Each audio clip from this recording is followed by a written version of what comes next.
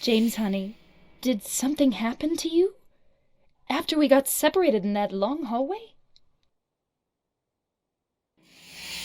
Are you confusing me with someone else? You were always so forgetful. Remember that time in the hotel?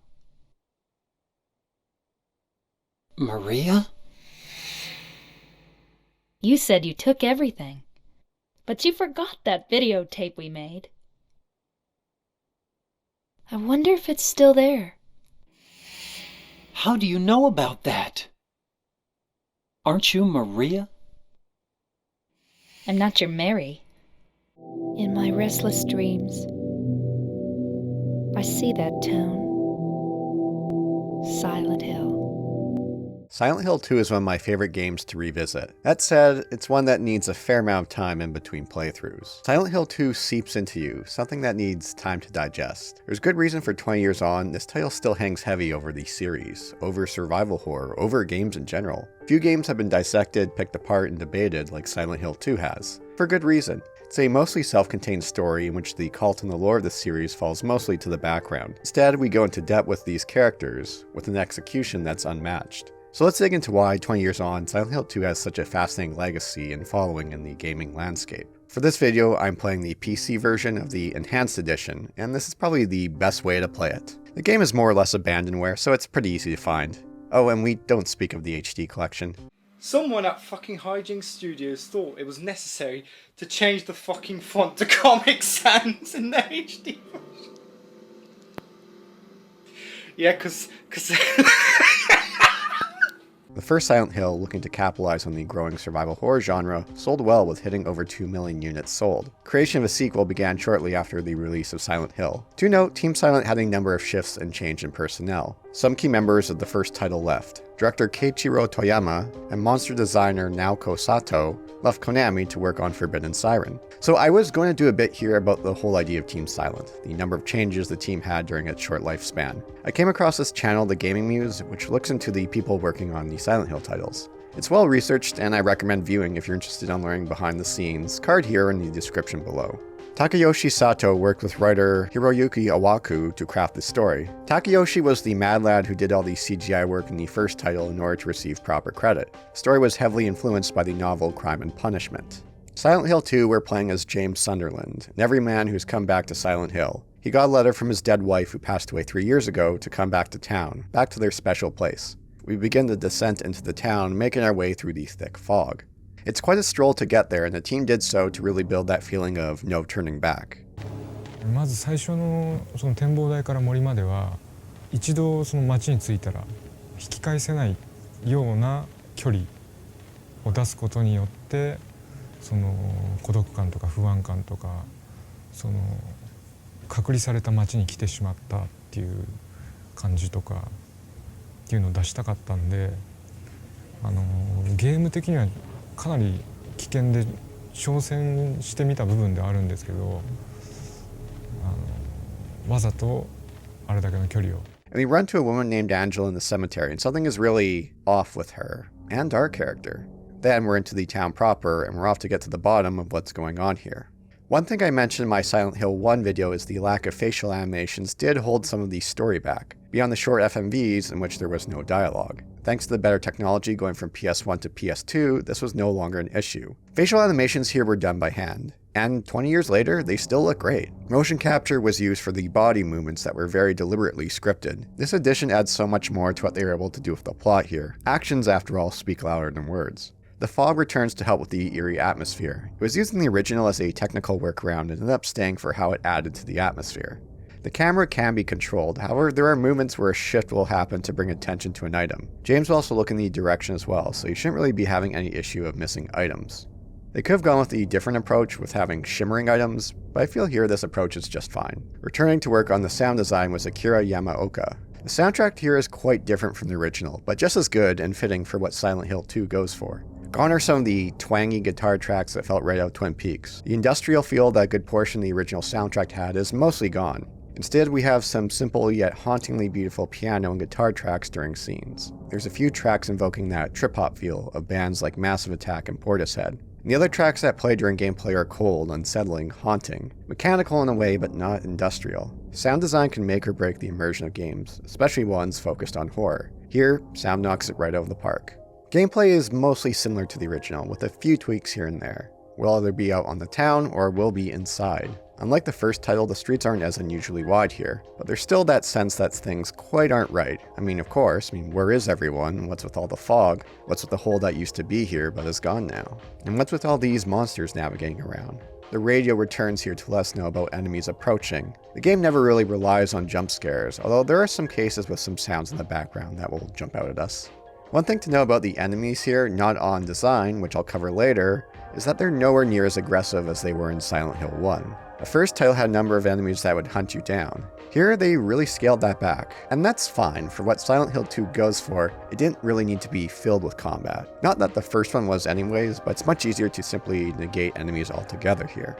Most of the buildings around we won't be able to go into unless they're on the critical path, but it helps to build that atmosphere being brought into town. It gives the feeling that the game world is larger than it really is. Like Harry from the original, James is an everyman here. He's not some combat veteran, but he could handle himself okay. We'll have access to guns and melee weapons, but never feels like he's ever in control. The indoor sections is where we get the classic survival horror formula. Here we'll solve puzzles, navigate through, and deal with monsters. Like the previous entry, Silent Hill 2 does not have a limited inventory. While I do prefer limited inventories, that's not the focus that Silent Hill took. It's something they tried with the fourth entry, The Room, but they didn't quite hit the landing. There's still plenty of inaccessible rooms due to broken locks. Yes, it could be frustrating, but it also helps make the world feel larger than it is, and it is updated on our map. And even then, there's plenty of rooms that we don't need to enter in order to progress. Besides, with some of the stuff that we come across, do we really want to see what's behind all these closed doors? That plays into the design decision they made with that sense of fear in Silent Hill 2. 役が難しいと思うんですけど、ゾクゾクするというか、不安でしょうがない、わからないと、自分の、周りにちょっと先に何者かいるかもしれない。そこにいるモンスターがそれでどんなやつなのかもわからない。とにかくわからないことっていうのが怖いことだと思いますね。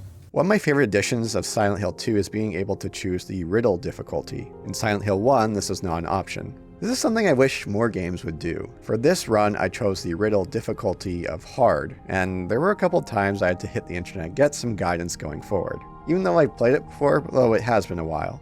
Especially that coin puzzle at the beginning, that was a real stumper. And it only gets more difficult with 3. I hope you know your Shakespeare. So now we're getting into plot and spoiler territory, so here's my warning on that front. The plot for Silent Hill 2 is pretty simple, but goes deep and its level and execution is unmatched. And what I mean by simple is it doesn't get overly complex with the lore, something that 3 and especially The Room would do, and Silent Hill 1. Here, the aspects of the town and the cult, they do have a few mentions here and there, but they're mostly in the background. Instead, we focus on these few characters. Not that the other titles didn't hone in on a few characters, but here it's a different kind of focus and subject matter that they tackle.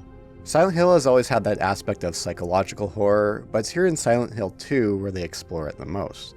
To note, over the last 20 years, Silent Hill 2 has been dissected to death. If anything as well, it can also be overanalyzed. After all, Silent Hill has always taken the approach of being ambiguous and up to interpretation. I've seen some things go to great lengths to explain or justify very minute details and what they represent. Now, of course, Team Silent put a lot of thought into everything, but I also think sometimes, to quote Freud, sometimes a cigar is just a cigar. Or more for a video game example, maybe the reason in Dark Souls he's called Big Hat Logan is that he wears a big hat. But it really shows just how great their execution was with the idea here, as it's a fairly simple premise, but the execution is unmatched in what they tackle.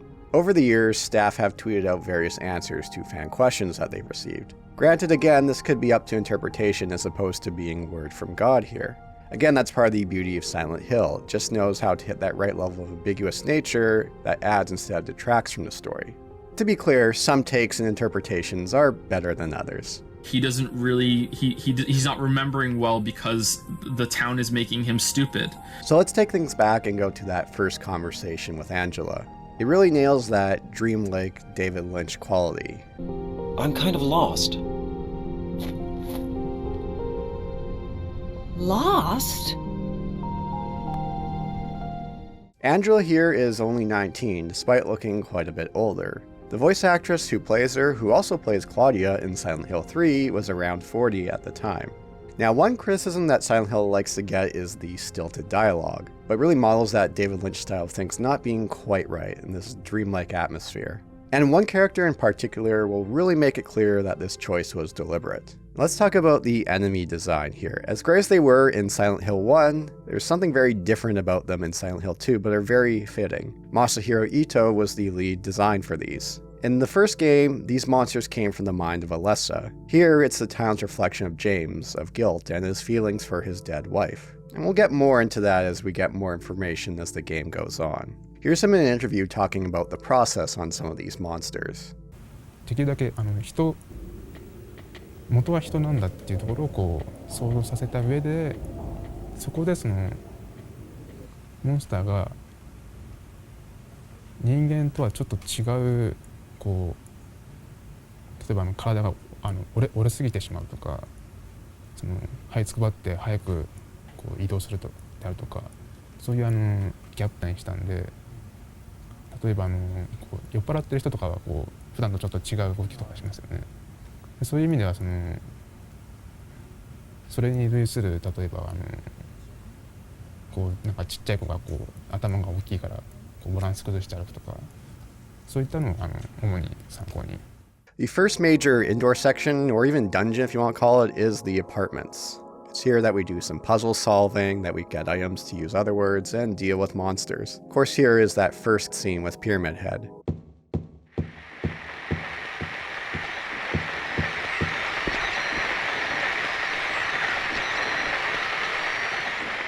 I think it makes for a much better intro than just entering room 2, whatever he's doing there. Pyramid Head has become such an iconic character, and in a way a mascot for the franchise. That kind of goes against everything that Team Silent was going for, especially later on when they tried to shoehorn him into future titles or in the movies themselves. The higher-ups at Konami really saw something in Pyramid Head, and for good reason. It's an absolutely iconic design. But as we'll discover as the game goes on, Pyramid Head only makes sense for James's story. So in the midst of writing this, I know Pyramid Head was added to Dead by Daylight not that long ago, but also James was added in as well, and Christ, what's wrong with his face there? And now Jill Valentine in Fortnite, and the alien dancing in Fortnite. If Pyramid Head ends up in Fortnite, then there's nothing pure left in this world. A little brat comes along and kicks a key away that we're trying to get. Ow! Hey, wait! Damn it. We'll also come across Eddie horking away, swearing he didn't kill anybody. Like James, he's been brought to the town for some reason, but for what reason? Well, we'll come back to that later. James, being James, doesn't think twice about sticking his hand in the toilet, something that the next game's protagonist doesn't exactly agree with. Oh, forget it. This is way too gross.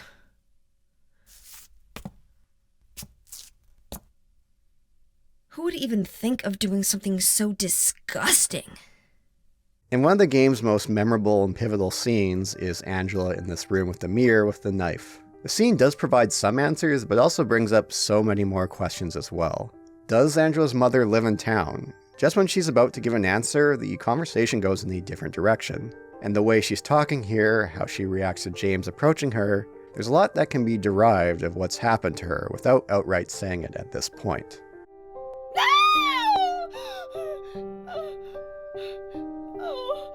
I'm sorry. I feel bad. Please don't. The end section of the apartments will have us fighting Pyramid Head, who after a time will be summoned away by the sound of a distant siren. So for all the negatives I have to say about Silent Hill 2, and there aren't many, I've always wondered if having us face Pyramid here at this point really makes sense. I'm curious how things would be different if we could only encounter Pyramid Head in-game in a boss fight at the very end of the game, with all the other bits that we come across him in cutscenes. Leaving the apartment buildings, we'll run to that little brat Laura again, but she knows something about Mary. Laura plays a very interesting role in the game compared to the other characters, as it will become apparent later on. If you watch the open video intro, you see her with Eddie, giving some suggestion of how she got into town. So the funny thing about Laura is Guy Seehee, who plays James here, well, his daughter auditioned for the role of Laura. She did not get the role. However, Guy got interested and auditioned for the role himself. And I can't imagine anyone else playing the role of James. Nice try, Troy Baker. How do you know about that? Aren't you Maria? Eventually we'll meet Maria in the park, who looks a lot like his dead wife Mary. I can't believe it. You could be her twin. Your face, your voice, just your hair and clothes are different. My name is Maria. Yeah, this appearance is definitely based off Christina Aguilera, and definitely the face has a lot of Cameron Diaz as well. She's really a reflection of what James wants Mary to be. Someone more sexual, provocative, and whatnot. As great as everyone is for acting here, I felt the actress playing both Maria and Mary does the best. The game more or less hinges on how well they were able to pull off Maria. She is the proof that all the decisions that some people hold as stilted dialogue are very deliberate choices. Now there's this bit here in the bowling alley. Notice that Maria never meets anyone else. She stays outside here. So where did Eddie get this pizza from? Did he bring it from out of town? How does Eddie view the town? What about Laura? Does Eddie enjoy pineapple on his pizza? Did Pizza Head come and deliver it to him? Did he just find it here? It also has one of my favorite line readings from James here. This town is full of monsters. How can you sit there and eat pizza? We chase down Laura, which takes us to the hospital. Wouldn't it be a Silent Hill game without this, right? The nurses return here, but they have a very sexual look that they go for here, very different from the original. There's a bit here of Maria needing to lie down, taking these pills, but also trying to get James to subtly suggest to lie with him. So comfy. Pyramid Head coming out of nowhere on the roof is such a great little gotcha moment. Running into Laura again, we get some mentions that maybe James' timeline isn't quite right here. Something's not lining up with James saying she died 3 years ago. I was friends with Mary. We met at the hospital. It was last year. You liar! And also this notion that Laura here doesn't see the town like James does, or Eddie does, or Angela does. Now there's this bit here with the game show that's such an odd bit that I see a lot of people mention. Does it make sense to be in the game? Would the game have been better off without it? I'm not sure. It is very memorable though. And our lucky, or should I say unlucky challenger today is James. James Sunderland! Are you ready to play trick or treat? Okay, here's your first question. Oh, and this mention of Walter Sullivan, who did come up earlier as well. He's a figure that pops up a few times here in Silent Hill 2, and something that would be expanded upon a couple of titles down the road. In one of the game's best moments, we have the death of Maria, with James failing to save her from Pyramid Head.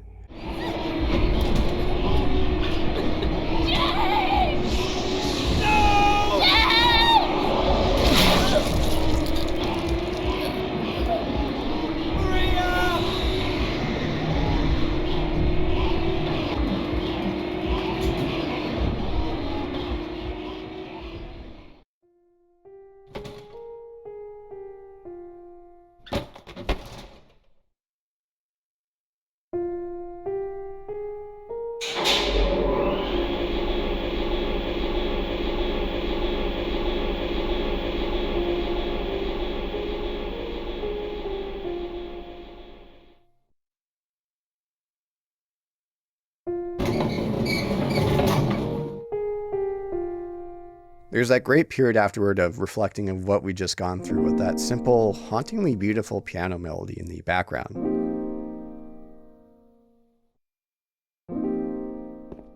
For the next bit, we do a bit of backtracking into the town to pick up a key before progressing forward. This is one of those sections I've wondered about of why we need to go through the town instead of just going right to the future spot. There is this dread though that instead of the fog, we have nothing but the pitch black with only our flashlight guiding our way forward. Maybe it's given more time to process of what we just did. And the fact here that this key is addressed to James. Something about mentioning of a patient in the hospital, maybe it was a doctor, but left to interpretation, maybe it's the town itself.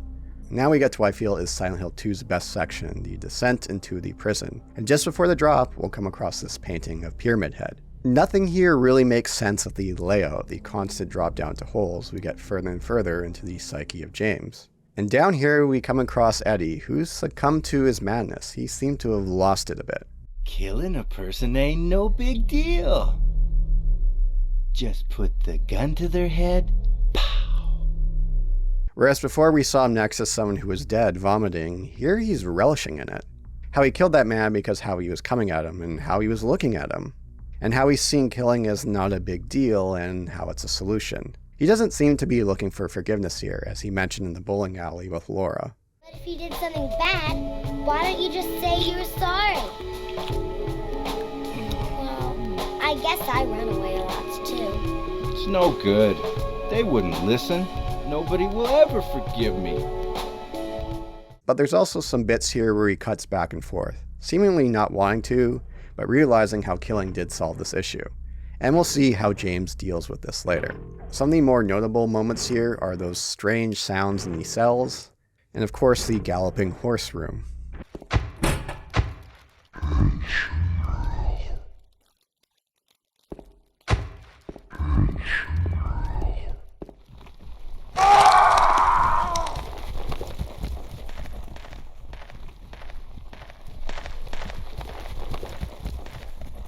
There's a section later on of twisting and turning hallways with underground passages that does an incredible job of throwing you off, but not becoming frustrating. We'll run into Pyramid Head again. As mentioned earlier, while he is easy to avoid, I do wonder how different the game would hit if we actually didn't face him here until the very end. In a game full of amazing scenes, there's just so much to say about the one with Maria in the cell. There's so much to unpack and digest here. There are whole videos that spend a whole bunch of time breaking down this one scene, and for good reason. The acting here is absolutely fantastic. It doesn't matter who I am. I'm here for you, James. See? I'm real.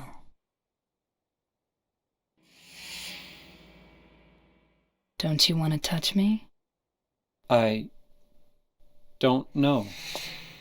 Come and get me. I can't do anything through these bars. The way James is confused if she's Mary or Maria. The way it's shot to make it look like James is behind bars. So much is told in such a short time frame. It's the only scene Maria really dials back on the sexiness before coming right back with it. So, out of morbid curiosity, I went and watched this scene in the HD collection with the other voices. Here, Troy Baker, just before he popped up in everything, plays James. Mary Elizabeth McGlynn is Maria and Mary. Wow, does this not work at all. James, honey, did something happen to you? After we got separated in that long hallway? Are you confusing me with someone else?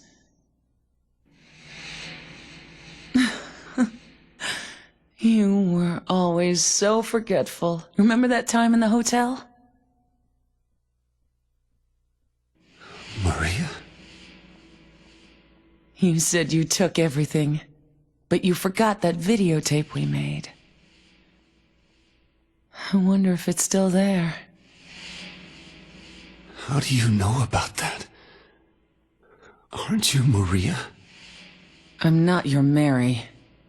Mary Elizabeth McGlynn did the voice directing as well for the HD collection, and it just doesn't work. That's not a knock on her ability. She has played such an integral role in these series with her voice and a number of songs. She's voice acting royalty after all. Look at how much she's done. This isn't the first time she appeared in one of my videos, that being Vampire Bloodlines. And she's been a voice director for tons of stuff, but here it just doesn't work.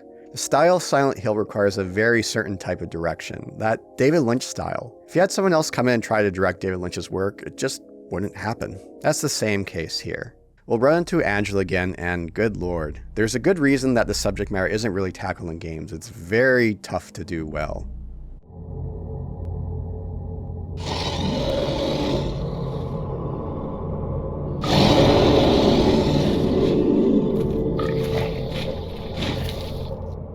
It's hard to tell at what point that we enter into her world. What's really terrifying about this moment is what she sees is different than what we see. Masahiro Ito mentioned in a tweet that the abstract daddy, the fight here that James was looking at, was different than what Angela sees. Again, leaving that image to the imagination of the player, it just makes things that much more horrifying. What does this room look like for her? What does this creature really look like to her? Which of course brings up a certain line that's stuck with anyone who has played Silent Hill 3. Are you talking about the monsters? Monsters? They looked like monsters to you? Oh no. Don't worry. It's just a joke. Piecing together what's happened, we could conclude that she did murder her father and perhaps her brother, and that she's had a lot of sexual abuse from them throughout the years.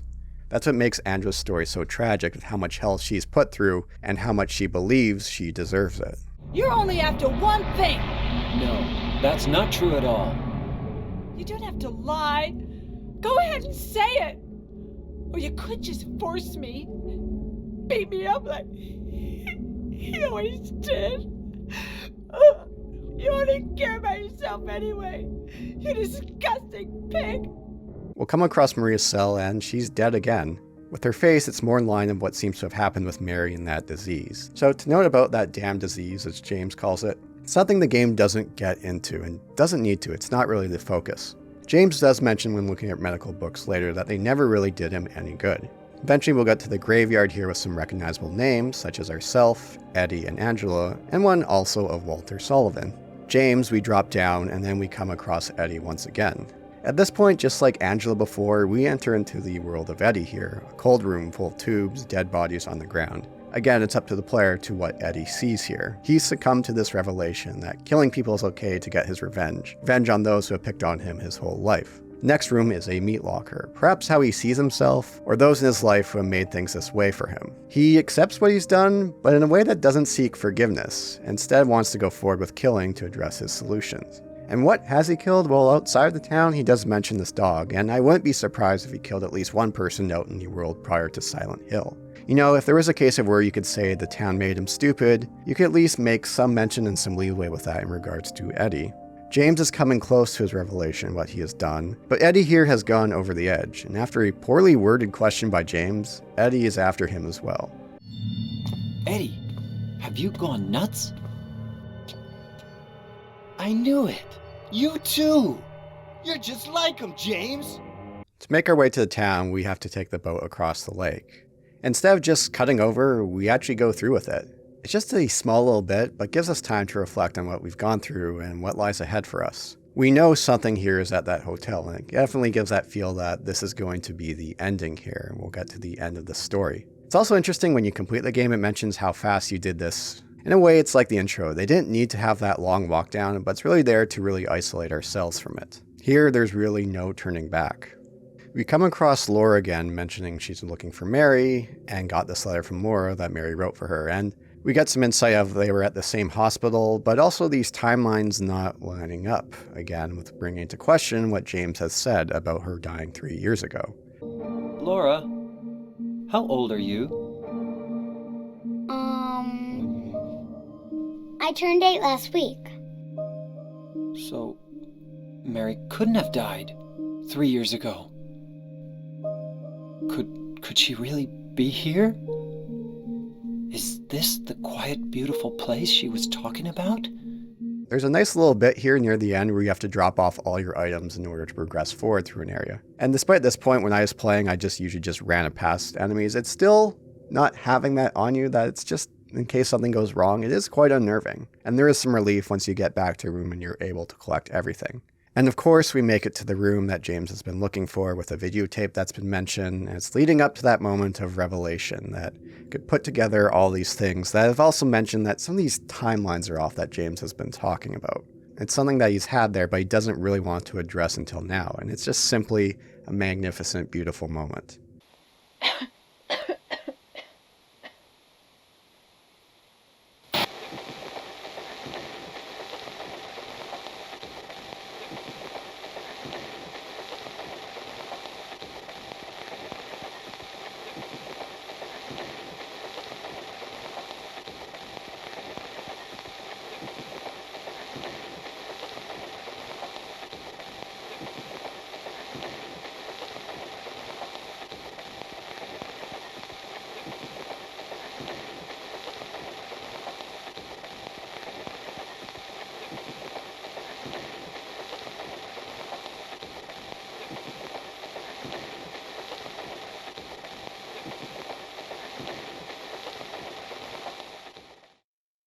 And afterwards, once we leave the room, everything about this music here that plays just screams depression. It's just incredibly bleak.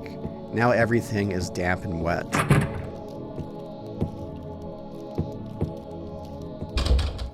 There's a tape we could come across where James talks to a doctor saying that she has 3 years at most. A conclusion that could be made here, this is where the 3 years came from, where James thought that she truly died. We get a final scene here with Angela on the steps, and the game full of notable, incredible scenes, the whole series in general, this one is just way up there. Now, Angela has been looking for her mother or her mama this entire time, but what's really interesting here is she gets closer to James, she first sees him as her mama, but then eventually she sees him as James, maybe in a way kind of like the Maria and Mary for us. And this is for her what her world is like. It's a fiery hell. Now, unpacking her story, there's quite a bit here with Angela that we could conclude, but there's also still a lot to interpretation. She does mention that Mama's the only one left and then she could rest, so it seems to imply that she killed her father for sure and probably her brother as well. Now, the cases with her mother gets a little more ambiguous. She mentioned at the beginning that she's looking for her mama, her brother, her father in the graveyard. There's something interesting to note in this first scene where we see her, the way she looks at the grave, walks away, and then comes back to it. And it's never really clear if her mother lives here or not, or if the town just simply said that her mother was here.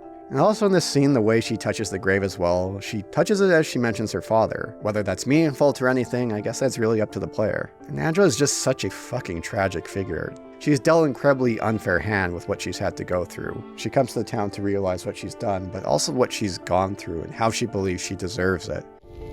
It's hot as hell in here. You see it too. For me, it's always like this.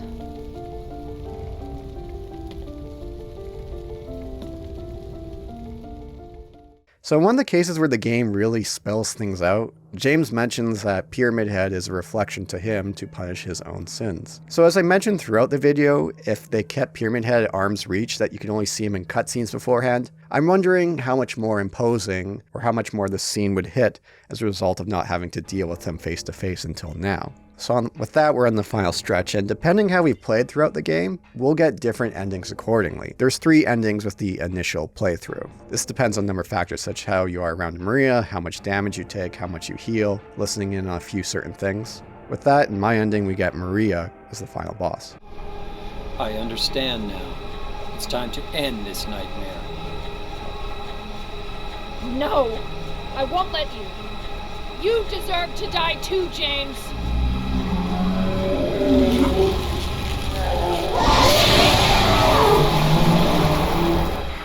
Another one of those things that I really think the game didn't need was this as the final boss. I think Pyramid Head here could have been fine as the final boss, and depending on the actions on the rooftop, we get the bedroom scene that we get afterwards, or takes us back to their place. It does feel a bit anticlimactic. I think after killing Pyramid Head, that was more than enough. So for this ending that I got here, and one I usually end up getting is the leave ending. James comes to terms of the revelation of what he's done, and he moves on, presumably to raise Laura, which is what Mary wanted him to do.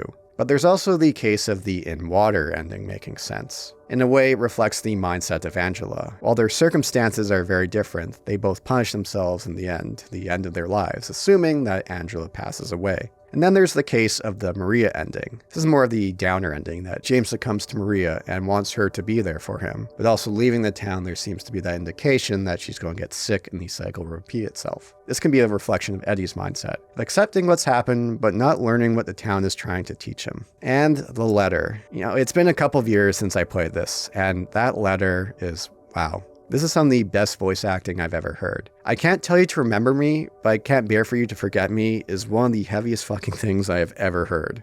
As I mentioned earlier on Morbid Curiosity, I did check out a few scenes from the HD collection, but I'm not doing so for this. It's just perfect the way it is. And if you don't feel some kind of emotion, you better check your pulse here or else you're definitely a robot. James, you made me happy.